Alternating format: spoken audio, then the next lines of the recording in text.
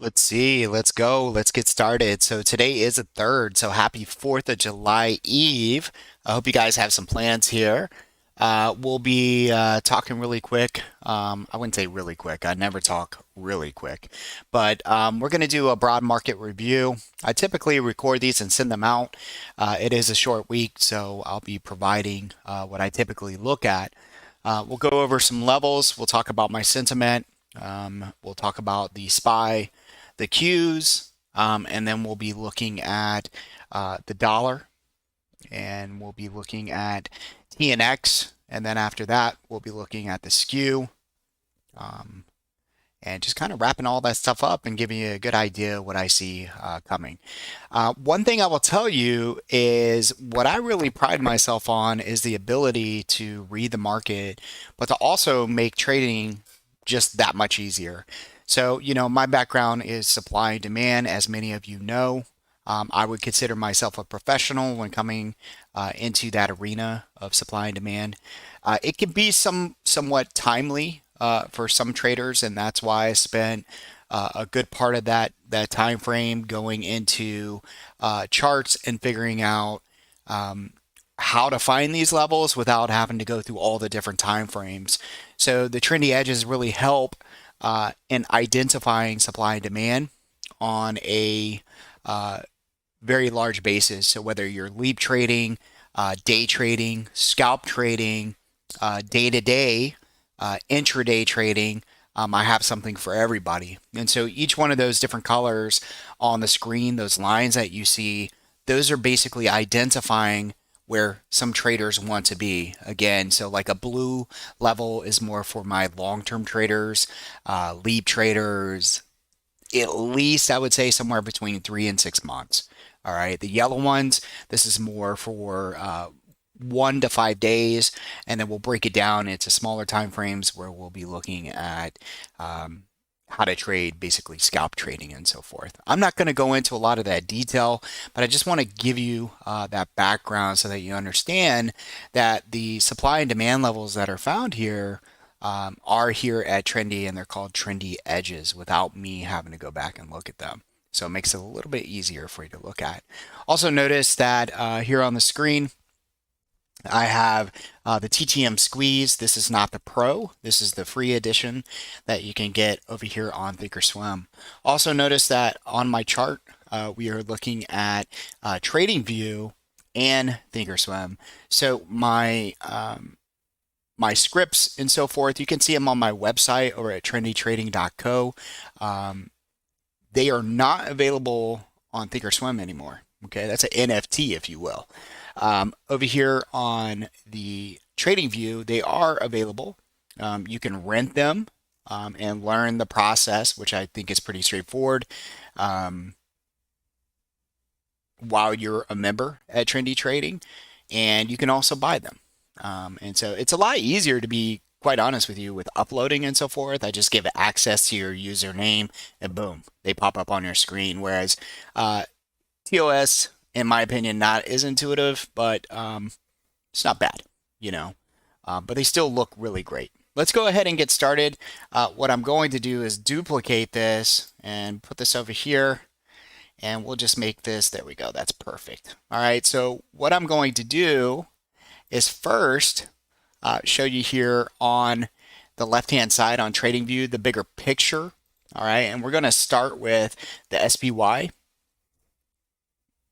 All right, and we're going to go to a monthly chart. All right, this is really important for me. This is our blueprint, basically for the bigger picture. And I don't care if you day trade or scalp trade. I mean, scalp trade maybe, but if you intraday trade, this is still very important to understand the overall trend. Over here, we have the banners that show up on TradingView as well. But here on Thinkorswim, you can see my banners, and this is a lot of Fibonacci, if you would. So, Fib plus methodology basically is how I come up with these levels to tell me what trend we are in. And I went back and I studied from the inception of the market and found that within certain Fibonacci's, the trend stays consistently bullish if it's up above certain ranges. bearish if it's below certain ranges and so forth. So I like to always come over here and scan and just kind of understand what we're getting ourselves into. So the SPY so far, monthly bearish trend. The weekly is neutral. We had a little bit of a pop yesterday, or sorry, last week. Not much of one. And the yearly right now is super bearish as well. All right. So looking at all of this kind of gives me an assessment. I can see the colors right away. They're red, yellow. I don't see any green. So basically this is sideways to down, right? So that's how you can look at that. Sideways to down. All right. So then I want to come over here and I want to look at the big picture. And if we want, let's go ahead and just open that up right there like this. And you will see that we've already identified our bigger zones for the higher time frame. So basically for 2022, we've come into a zone and we pushed off of that. And, it pushed really well as soon as we hit it. But just understand that so far it is holding. All right. So that's a good thing. Our demand zone is holding. Notice that although it's only July the 3rd, all right, we are inside at the moment. Now, I love inside candles. And again, you can go over to my YouTube page and read all about and listen to my explanation on inside and up and inside and down. That is a reference that's coined here at Trendy. All right. And those videos are only 2 to 3 minutes, I believe. Very quick and to the point and will really help you out. So if you haven't watched them, please go over there and watch them. And when you're finished watching them, make sure you hit like, okay, and subscribe. I mean, it's free. It's free information that can really help you in your trading. So a couple things here. We know that the relief rally zone has worked so far. Why do we call it a relief rally? Because basically, even though there's a zone here, if I were to throw some Fibonacci's on here, this is basically around probably the 50. All right, and let's just see if I'm right. I actually cannot remember. So I'm going to go from this into the pivot high. Yeah, so we came right back to the 50. Now, the reason why I say relief is because it's not a full-blown expansion candle that's pushed us over certain levels to get us back into a bullish channel. All right. So we are holding the 50, and that's very normal within a selected range of trading. And I'm going to teach over time how to find your range, the most important areas, and teach you why those ranges work so well. All right. So I could tell you this: when we hit the 50, it gets pretty choppy. All right. Once we get back above that 0.382, things are going to look really good for the SPY as long as we can hold that 390 level. All right. Again, don't need to go into a lot of detail, but just, you can jot those down for future reference. All right. So the 618, the overall 618 is the golden Fibonacci level. And looking at this level, we have not come down into there. And as long as we don't break it, the trend that I have identified, which is right here, is still intact.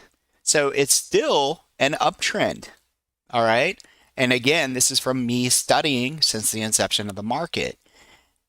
All right. So we got that in and we're thinking about that. And what I'll tell you is when we're looking at the inside candle, what I do know is this.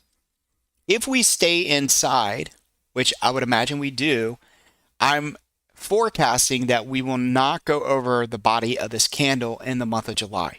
Okay. And if we stay inside, I forecast that we will hold the bottom of the body of this candle. Okay. So some things might be going on in your head, especially you long-term traders who like iron condors and stuff like that. Okay. So we need a little bit more to the upside. And I would feel comfortable selling some put credit spreads. Maybe on a week-to-week basis because of the volatility in the market that we're having. But, it gives me a range that I can understand that we could trade in. All right. Now, this inside and down, again, I want you to go and watch one of my videos and you'll understand what we're seeing there. So as long as we're bouncing, then there is a possibility that we could see price push up into this level. All right. So that would be a target to the upside if we continue this move up. All right. Some other key things to talk about is understanding when we are trading to the upside and we're in this relief rally or relief zone, what are the things that you want to look at when you're trading to the upside, right? So one of my big things is identifying targets. Matter of fact, it's one of the first videos almost 5 years ago that I decided to do because I found out that most traders do not know how to find targets. They just don't. Matter of fact, most traders I talk to, they simply say things like, well, I'm just going to hold. I'm going to hold, man. I'm up 100%. Things are amazing. I'm going to go buy a new car. This was a great trade. And they're still holding. I had friends that did that with right? GameStop. And yeah, so you can imagine they're pretty quiet today. All right. Some of them had profits, starting with a small account. We're up almost $200,000 just from that run they had. That's a pretty big move when you don't have a lot of money in your trading account, you know. Um, so, so you can imagine not having a target and not understanding supply and demand and great levels. They don't really give you an idea, and you got to really trust them. You got to go back and study them from the inception of the market to understand how well these levels can really help you. Okay. All right. So we know when we're looking up and to the left, we want to know what's in front of us. Okay. We need to look both ways before we cross the road with these call positions, long positions, and so forth. So when I'm looking up and to the left on a bigger picture, I understand that we need to get over this EMA here and see how this is resistance until proven otherwise. All right. The next level is going to be the 0.382 or the 38.2, which is 390.82. And then above that, you can see I have some other levels there. All right, so I'm well aware of those. And what I do is I like to give that information to my room and break it down so that we understand what to look for. And you can see here, those notes are all in here. Okay.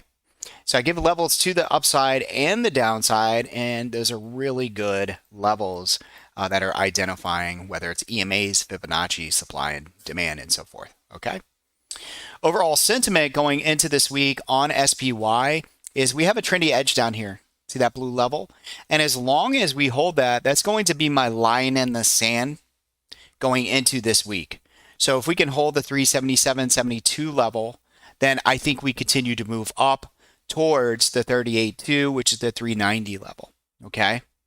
So again, that's from a bigger perspective. If we start to go ask down, all right, and continue this continuation to the downside, my level that I would be looking for buyers to step in, again, another trendy edge that's down there that you may not see, demand, is I'm looking for 368.42. Again, bigger picture, and I would expect buyers to come in there, okay? All right. So again, bigger picture, inside so far, not a big deal. It's only the third. This could change very quickly. Now, because that can change quickly, I have to have something a little bit smaller of a time frame, right? To really understand how to trade these levels, okay? And so that's where I come up with trading, okay, this look, and then I come in and I save. And I've been saving these for years, and they work really, really well. And I save, here's 7/5/2022. And I give this to my traders going into the week so that they understand. All right. I need to give you a blueprint. I can't just be like, it's too difficult. Put it this way. New traders have a very difficult time because they hear this information and don't understand that I could be right. SPY, let's just say SPY opens up where it's at. It's above a level. You take it, but it dips down $6 before it decides to run up. Okay. What new traders don't see or understand is that during that $6 fall, people got wiped out. People had excruciating losses. Okay. Excruciating losses. Every time I see a candle, no matter if it's going up or going down, people are losing. There's always somebody on one side of the trade. Okay. So You got to understand a blueprint or a roadmap that can help you get there. We understand the big stuff that I'm giving you, that I'm talking about, but do you really know and understand how to trade it from a smaller time frame perspective? Most traders do not. They do not have a process. They do not have a system.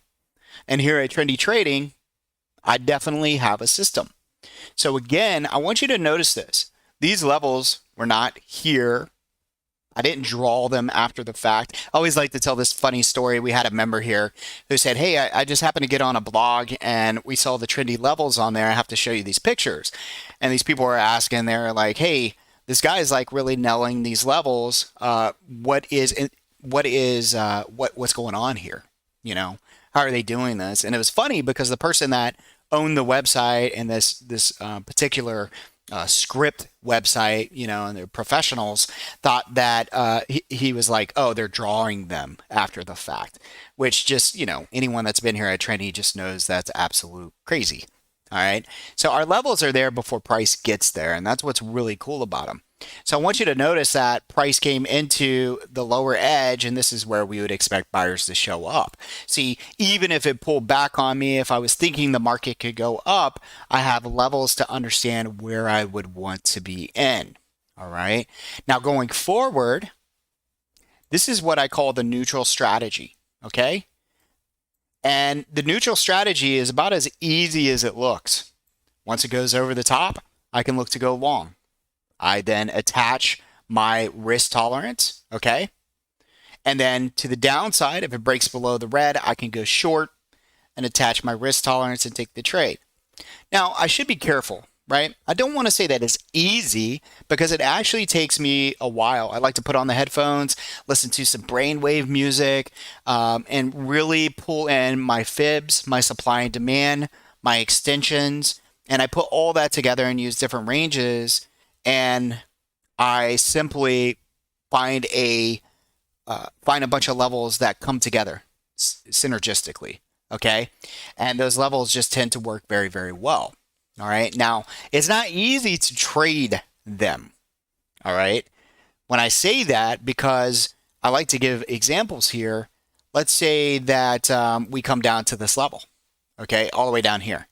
The reason why this is not easy is because people tend to be fearful on the way down, right? And I want to say this is where a lot of traders have a difficult time with supply and demand because we are buying the bottom.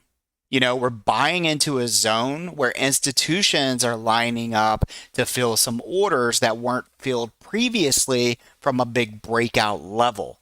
Example, if you look over here, this is a big breakout level. This is a bigger candle than the rest of the candles. See, typically institutions load up here, right? They might buy a little bit more, and then you start to get these smaller candles in here, and that's where your retail kind of, you know, jacks price up. And once we run out of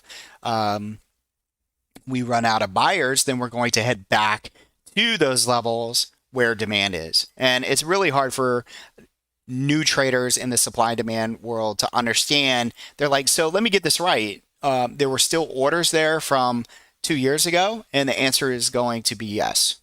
Okay. So again, price coming back into those zones, noticing that price did go bid here. Okay. And you can see how well it worked. Over here, again, not easy, but what does make trading easy, and I changed my camera, so right there, now I'm looking at you there. I like this view a little bit better. I'll make sure, you know, that, yeah, you're looking kind of up at me. I apologize, but this is a little bit better. Anyways, so if you can take into consideration every time you take a trade, and I'm not quoting Mark Douglas here, but I'm using some of the stuff that he says. But to be at peace with your trade, you have to understand how much you're going to lose. So every time you go into a trade, the reason why you take that trade is because you think you're going to win, right? But the honest truth is you just have a process, and if you have a process, then your odds may be better in your favor. right? From your back testing and so forth. But the truth is, you have no idea if you're going to win. All right. But the reason we take a trade is because we think we're going to win. It's a lot like if you go into a casino and you put a quarter into the slot machine, you're doing that because you think you could win, right? The cool thing that Mark Douglas talks about is the fact that as traders, the difference with somebody that has a systematic approach is that the person in the casino pulls and puts their money in first, pulls the lever, and then waits for all the cherries to line up, right? Whereas a systematic trader with a process is actually waiting for those cherries to line up and then we put the money in. Okay? Then we put the money in. All right? So what we're doing is we're waiting for our cherries to line up and we're going to go ahead and take that trade, but it does not mean that you're going to win the trade. Okay? So automatically when I take a trade, I know that in the back of my head, I'm like, hey, I have a good process and I have great levels, but I always assume that I'm wrong. I really do. And I know that might be hard for some of you guys, but that's how I trade with a free state of mind when I go into a trade. Am I willing to take that loss? And if I am willing to take that loss, I'll pull the trigger. If I think about it, I go, well, maybe I should bring my allocation down a little bit. You know, I look at my shopping cart. How many trades do I have in the shopping cart right now? And if I don't have a lot, then obviously I'm pretty comfortable. If for some reason I overtraded and I put too many in there and I think to myself, well, okay, John, what if all 10 of these lost? Would you be comfortable? Most people, what's really crazy is that they think they are until they see the losses. Then they panic, they freak out, they start doing a bunch of stuff they wouldn't typically do. They push buy when they meant to say sell. It's crazy. Weird things can happen when you're in panic mode. So the best way, in my opinion, to approach that is being sure that you trade with a very responsible allocation that you're comfortable with. I always tell people pick a number and then cut it in half. All right. So, anyways, if SPY breaks over the green level here, I could see it running into 87.37, 89.93, 94.54. All right. To the downside, it's possible we could see 74.99, 72.35, and 368.63. Understand that each level to the upside is resistance, and every level to the downside is support. So, little pro tip here. This one really gets people when they first start trading. Let's say that we gap up. It's 4th of July. You had a banging time. You just fireworks galore. And then you get into the market, you're long your positions, and you're like, yes, gap up baby into 387.35 or 384.35. One of these two lines, okay? Understand that you are gapping into resistance. You need to be patient on this and have some sort of plan how you intraday trade. But again, just be cautious if you open up at one of my levels. Now, it's the exact opposite. What if we gap down into this blue line or down here to this first 374.99? You're gapping down into support. And this is where we catch a lot of traders with the deer in the headlights. Okay? Deer in the headlights.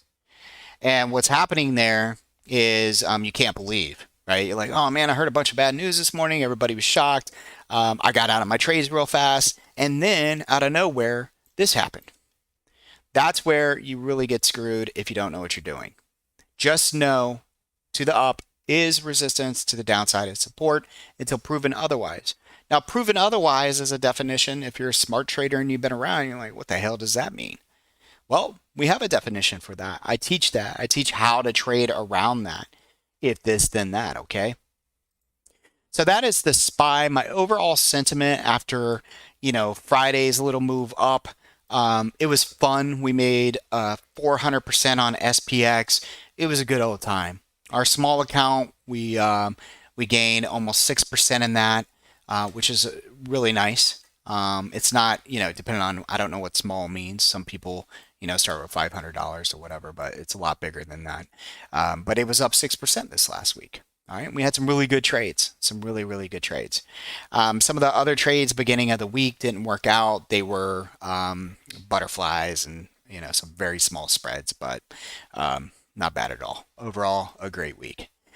So SPY is breaking out of the cloud, and that's probably one of the most important things here. We start to get above the cloud, things start to look pretty good on the 4 hour. So for right now, potentially we could see a nice little gap up into the 84.35 level. My overall sentiment is this.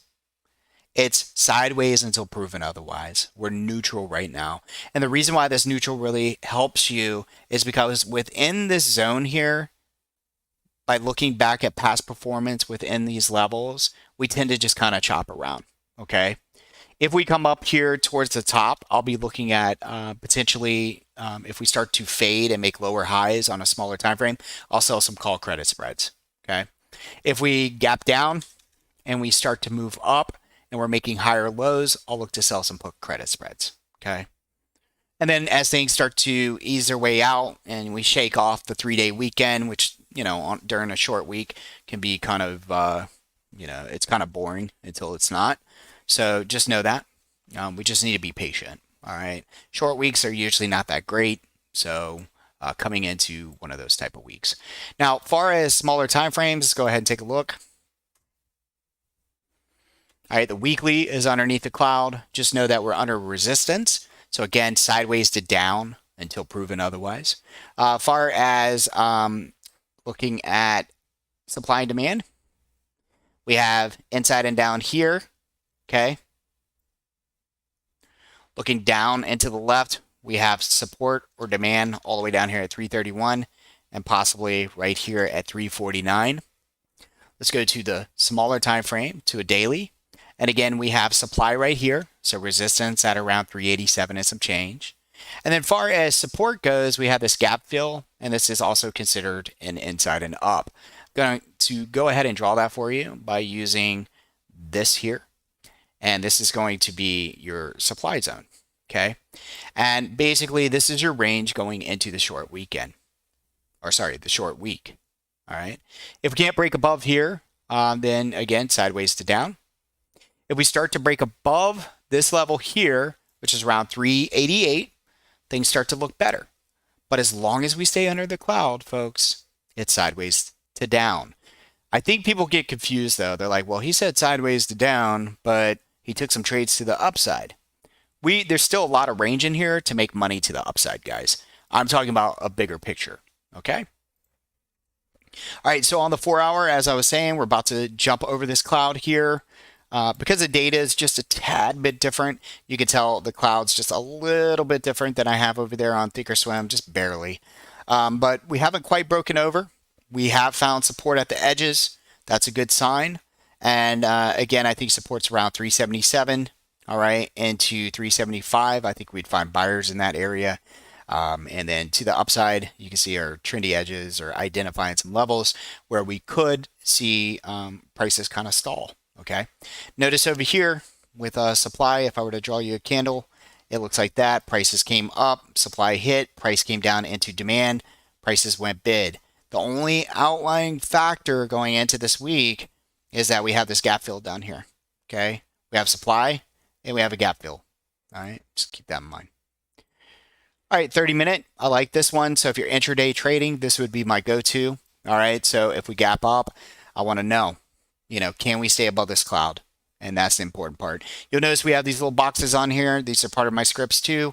That's called the pre-market zone. I'll be teaching that if you come into Trendy Trading and we trade off of this, and you can see they work very well. Okay. All right, guys. So now that I gave you that long intro into the SPY, I'm going to make this really quick as we look into the QQQ. So let's go ahead and go there now. Remember, I am a technical trader, not a news-driven trader. News is a catalyst that pushes price into one of trendy levels, okay?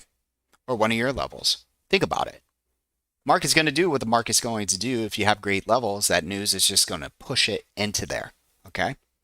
So I show this a lot during FOMC or anytime Jerome is going to get on the mic. I give you guys zones. They work perfectly. You've seen that, and the rest is history.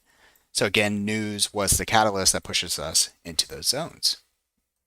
All right, so on the Qs, you can see here, if we go to the monthly big picture, same thing inside. We have some support. We're inside a zone, and that's why we have bounced so far. Matter of fact, when price first came into the zone, it pushed all the way from 280 up into 327. This zone right here is responsible for that. Not news, not anything else, just the structure itself. Very cool. All right, so now we are inside just like we are on the SPY. We have support at 274.40. We have, we're going to have, give me 1 second here. We're going to have resistance at 286.58. 286.58. Current price at 282.13. Okay, that's a bigger picture. All right, we are just underneath the cloud. We need to get back in there. It's going to be a bumpy ride. If we start to take out the pivot low here, then I would be concerned. Till then, sideways to down. Okay, just like SPY. All right, let's go over here into Thinkorswim. And let's go ahead and bring the cues up right there. And I'm going to bring these over to you. Give me 1 second. Actually, we can do right here. All right, this QQQ. Let's make sure we're on the right drawing set. We're going to come over here into 7522. And there we go. Now, what I did on this one was a little bit different, just to give you guys a little piece of education. If you go over into the daily, we have some zones. All right, so this up here is a supply zone. You can see the trendy edges have already identified that. All right, and then down here we have a trendy edge that's already identified the inside and up. So we got inside and up to inside and down. That's what's going on here. We're kind of down towards the lower end of the curve. And what I mean by that is if you were to draw a curve like this, we're towards the lower end. That's where I want to think about buying. And when we get to the higher end of the curve, I want to think about selling. Okay, so we are closer to the downside. And remember, we have a gap fill that's down there, kind of like the SPY. So if we start to break down below 277.98, I will be looking for that trendy edge and that gap fill, and I would expect buyers to come in. If for some reason we just ignore that gap fill and continue to push up, understand that 283.85, although it's a green line, is resistance until proven otherwise. Notice how the cloud is coming right on top of that. That's going to be resistance. If we break above there, don't expect an easy trade. I think it gets a little sloppy, and we could just be range bound. Okay? Again, short week. All right. Overall, I have my weekly ATRs on here too. Those ATRs should help you guys. The ATRs are going to tell you, what the average trading range is for these vehicles that we're trading. So don't do anything dumb, right? So if the weekly ATR is $19 and you're coming off a big move, well, what's the chance you get another $19, $20 move? A lot of times we like to just basically slow down and decompress, right? And in that event, we just keep it kind of tight, and I wouldn't be expecting 20, so I'd be shooting more for like $10 or something like that. And if I'm on the call side and we get more than 10, that's okay. Then I'm all right. I'm happy with that. All right. So we got that. All right. And so overall sentiment, again, we're pushing up into resistance. We're sideways to down until proven otherwise. And again, we will break these charts into smaller time frames here in the room to kind of teach how to trade that, because it's not easy trading into resistance, okay, especially if we're trading to the upside. All right. What is that on the back of my screen there? Some doors with some red lines. Ooh, I wonder if that's a sign. Anyways. So, trendy edge to the downside. We got trendy edges to the upside. We're within zones. We're lower on the curve. We are getting pretty close to being in the middle. And there's that saying, don't diddle in the middle. All right. Again, that's QQQ.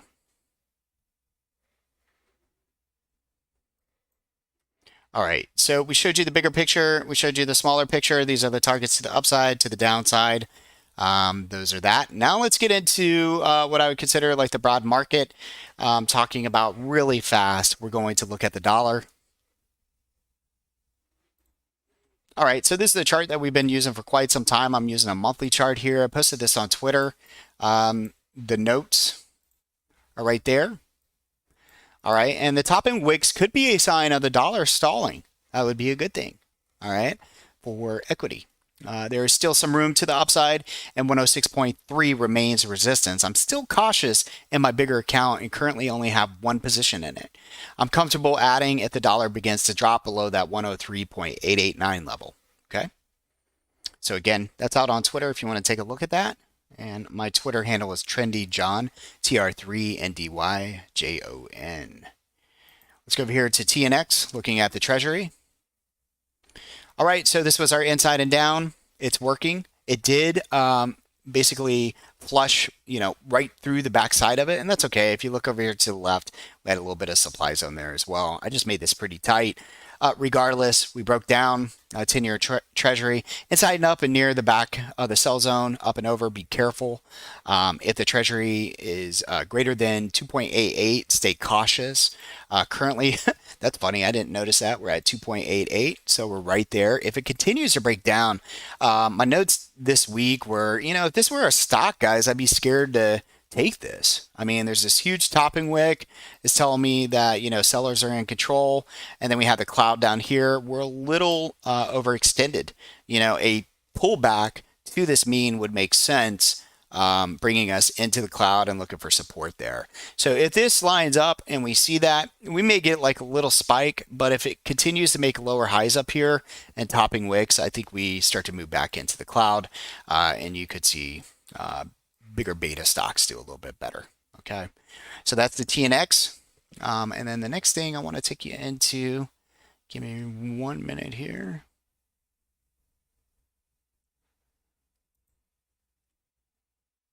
And let's look at the skew. All right, if you don't know what the skew is, go to Google and you can Google what the skew is. But basically, it's your hedge funds, and they are, risk on or risk off. At the moment, though, you can see that the skew is telling me that the participants in the market, pretty much everybody's scared. Matter of fact, the fear and greed is at 24. It dropped 4 points. So it's worse than it was last week or the week before that, telling me that most participants in the market are on the put side. If we go back to history, all right, just historically speaking, and it doesn't mean anything, all right, because everything changes in the market, but typically at these levels, if I were to draw like a box down here, you would see that if you were to put SPY in the background, that means like put a SPY chart in the background, which you can do. Basically, when the skew comes down low is where the SPY starts to bid, and then we start to move up. As the skew gets high, we're a risk off type of market, and we're looking at selling our equity and so forth. Now, I do like to say this as a disclaimer. Last year was really weird. We stayed up here for a long time, which made it difficult to hold really big positions for a long time because in the past, the SPY would drop like a rock. Well, that didn't happen. This year, I keep saying this, I wonder if they're doing things a little bit differently. Now they're keeping it down here, so you keep looking for potential bigger bounce in the market, but they're not really giving it to you, are they? And I think that's why it's important not to get too crazy. So these levels typically work, but the technicals, okay, the technicals are showing us that on all three of these time frames here, all right, that we're basically underneath the cloud. Underneath the cloud, we're under resistance, sideways to down.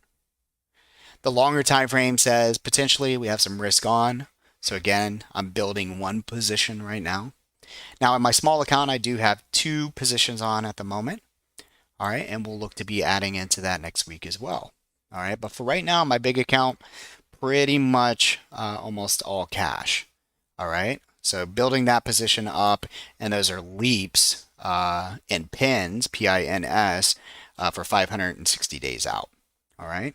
And I mean, I'll even have a stop on that if it doesn't work out, but I'm trying to build into that position. So I'm definitely not fully risk on at the moment. All right. So overall, my sentiment going into this week, once again, is sideways to down. Understand that that doesn't mean that I won't trade it to the upside. I have the ability to turn on my scripts and trade it from an intraday perspective. But the bigger picture, as long as we stay underneath those EMA clouds, guys, I think we continue to just get relief bounces into resistance. And you just have to be careful Um, yeah, so other than that, I really hope you enjoyed this. If you like the content and the material, please give me a like. Please take the time to subscribe. And if you want, check out trendytrading.co to see what we offer. And I'll be happy to answer any questions if you guys ever reach out. You can find me. I have my emails there on the website itself, or you can contact me through Twitter. And if you come and hang out with us, then that's great too. We'll see you guys soon. Have a great day. And good luck trading during this short week. And happy 4th of July, guys. Go America.